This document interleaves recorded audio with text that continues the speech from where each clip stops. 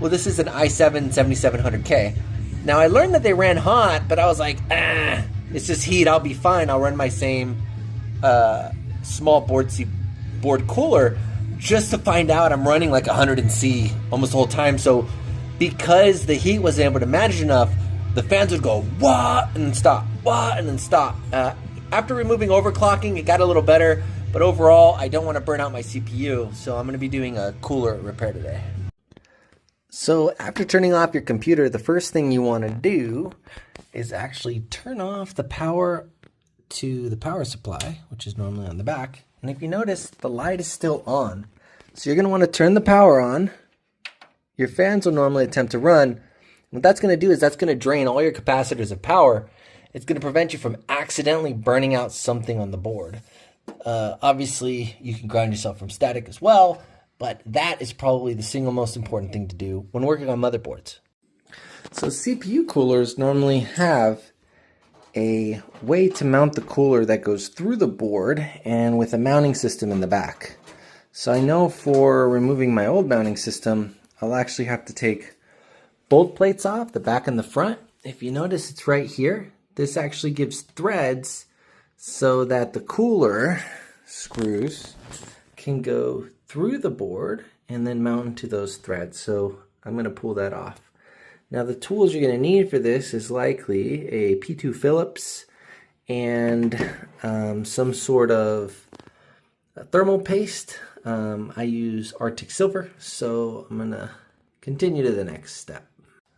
Next, I'm going to unplug the fan. Don't want to accidentally pull that guy out. And I'm going to unscrew all the screws in the corners.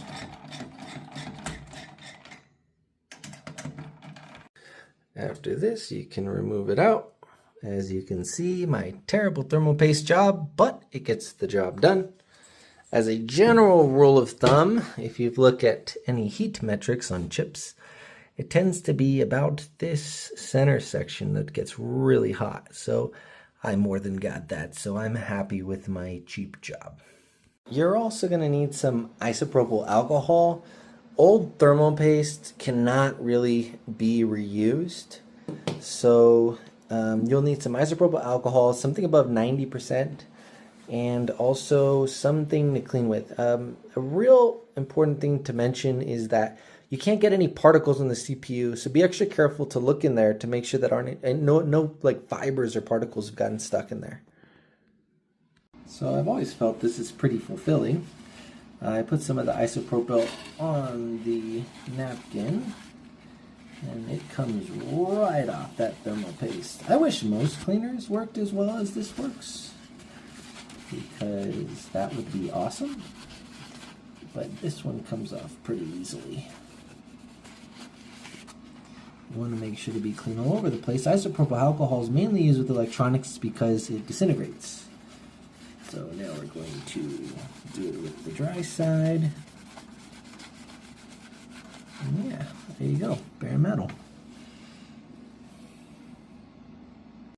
Now, just for the sake of completion, I'm also going to clean the thermal paste off of my old cooler. Likeliness is I'm going to pair this with my old CPU. So I normally like to have a backup computer or some spare parts just in case. This cooler, I'm going to store it with that CPU. So why not clean it up now?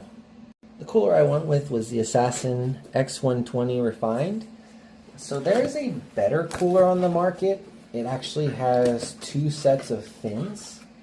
The problem is my RAM on my motherboard is running dangerously close to the CPU, and I just didn't believe that I was going to be able to go around that RAM. Also, I read about the heights, and I noticed that it would most likely collide with the enclosure when it's being closed, so I didn't go with that one. I also kept with the white. It's on my system, and I really like that they had this option. So as you could see, it absorbs the heat through here. Looks like straight copper, which is really good at distributing heat. And it goes into these aluminum fins. Aluminum is well great at distributing heat. And then a fan pushes the air through. So that gives cold to heat. The same way a breeze cools down your skin, that's the same way CPUs stay cool and heat is actually mitigated. Another thing you may not consider with a job like this, especially if it's your first time, is what's the flow of your air, right? Because I have an opening here and I have an opening back here. Now this fan is pushing air in. So what I'm going to do is I'm going to take that push and I'm going to force it even harder into the cooler, right? So that air is going to come from here and the air is going to come from here. But then it goes through here and out over here. So I could put two fans, one here, one there, to force a bunch of air through it. But I think a single fan pushing air through is going to be more than enough for it to be in that guide. Some computer systems I've seen where people actually have the fan directions wrong. All of a sudden their CPU runs 10 Celsius hotter than it needs to. And the hotter the CPU runs, it's pretty much going to run slower. So let's see what's in the box. They always tend to be about some same variable as my last one, which is like 4 screw points. It looks like this is a 2-part system. So it seems like this is going to go towards the back and this is going to go on the top. If you notice, this one has 2 screws, 1, 2. So that is going to require these guys to go into here, right? And then connect to these 2 screws. So it's a little bit more work, but I heard that these seat quite nicely. I'm not too worried about it. This actually, normally every CPU cooler I've ever installed actually has clips here on the corners. This one actually integrated a tape. I removed the tape top, and as you could see, you just got to go with the screws, 2 on the top.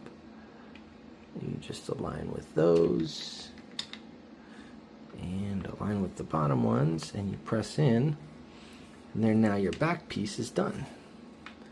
Now from here I could toss it down and work on putting the thermal paste and then screwing in the new cooler.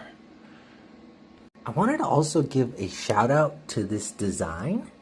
If you notice, there's like ridges here. So if you're a CPU board, right, I have an 1151 CPU chipset, but if you run a 1700 chipset, you would put your clips over. So that's how they got it to be modular. I think that's pretty awesome. So the devil is in the details, and for this system, it actually requires spacers. Interestingly enough, I'm used to things going directly on, and I noticed I had some collisions here. I thought I was going to have to fabricate. So then I looked at the instructions and I found out, well, this actually goes this way, and I'm not going to have the collision here. I'm actually going to put these spacers under so that it sits up, and then a cooler is designed to work with that.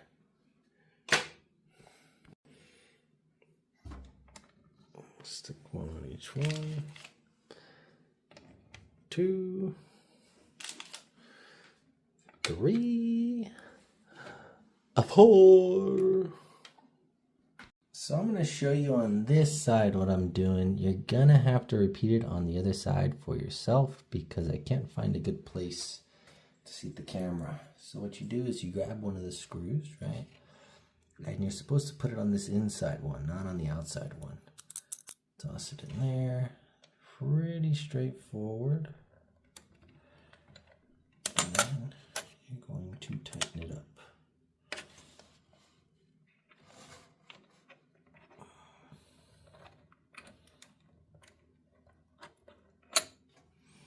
Let's actually get the screws, the screwdriver.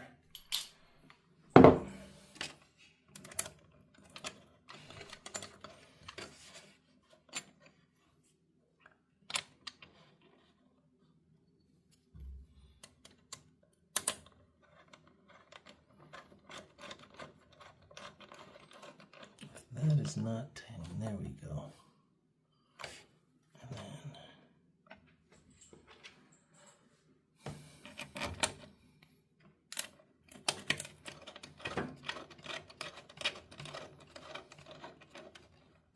so this is how it looks installed. We have all 4. Just so you know too, in case you're wondering, I grabbed the screws out of the blue part. So if you do get this kit, you'll already know how to install it there. This is the 1700K one.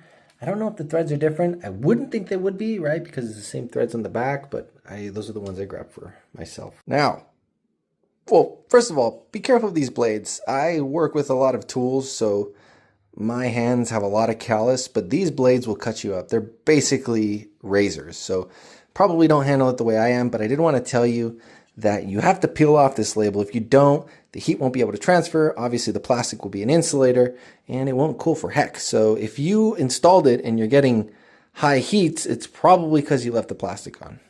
Before I do that, though, I'm going to talk about thermal paste. The kit actually comes with some thermal paste. Not that you shouldn't trust it, but I always use the same Arctic thermal paste on my stuff, so I'm going to not use that. Now listen, with thermal paste, some people will tell you something, some people will tell you another. I say do a little bigger than a grain of rice across the middle, and be very intentional about when you place your cooler on, because that's going to decide how it distributes. But this center area is pretty much where you need to worry about it the most. I'm going to do it like this, a little bigger than a grain of rice. Maybe you could do a smoother one than me, but that'll work. So now I'm going to place the fans on. As you can notice, I accidentally put the thermal paste a little bit to the bottom left corner. So as I place it, I'm going to consider that as I kind of smush it. Pretend yourself smushing dough, right? If you go down on an angle and roll in, the dough will go that way. So I kind of want to go flat with a little intentional lift to the side.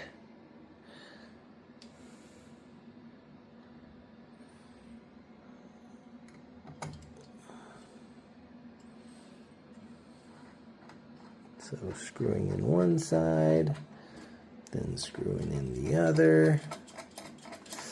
I think I'm going to have to do this with two hands, guys. Pretty much the idea is exactly what I told you. I'm going to squish with the intention of getting it to spread evenly, and then I'll get back to you when I'm done installing it. Cool, so I got it installed, and next we're going to worry about the fans. This is how it looks in the system. Now this specific setup, it's telling me to put the fan over the RAM. I am going to double check flow afterwards because they don't really know your setup, so it's good to be safe than sorry. But if I toss this in, it might be hard to get the connector. So I'm going to connect the connector first. And you know, these connectors are one way. The way you know they're one way is because it has these little bumps. And if you can see on the board, it's going to be hard to see, it says CPU fan. And you align the bumps there. So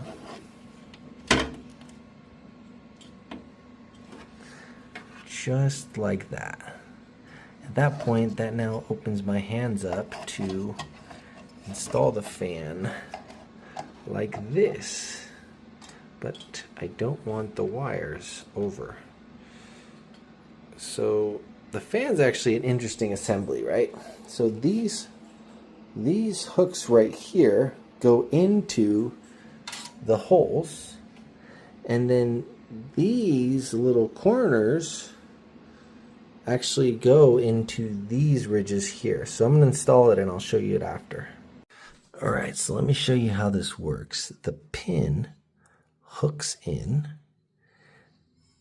and what happens is, because wires are kind of springy, after you hook in each, which by the way, because I'm so pressed against the RAM, I had to do hook in here and hook in the bottom two as well, and then stick it in.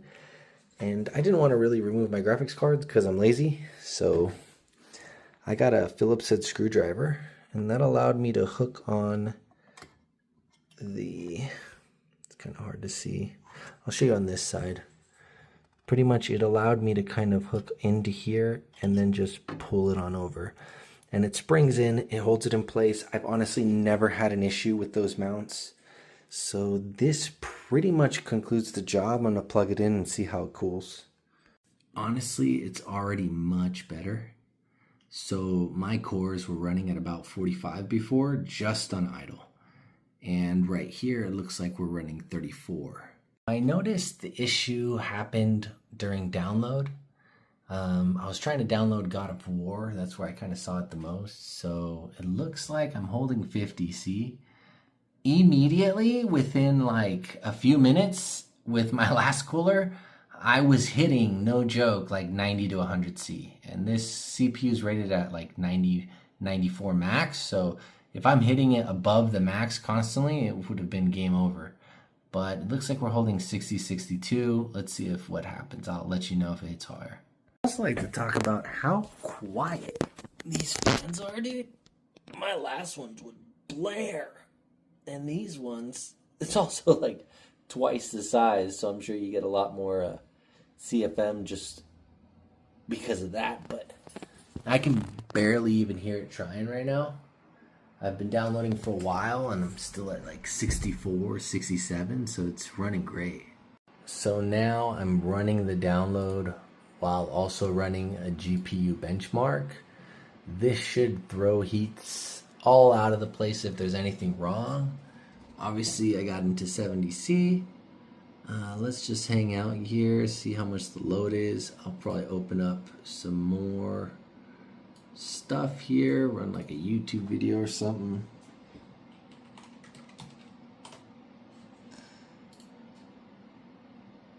And it looks like I'm not seeing any spikes.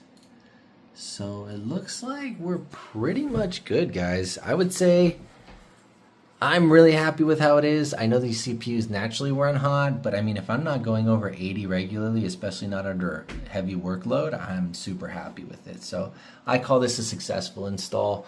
Hopefully this helps you install this kit in your system. I found it to be a heaven sent, and I hope you do too.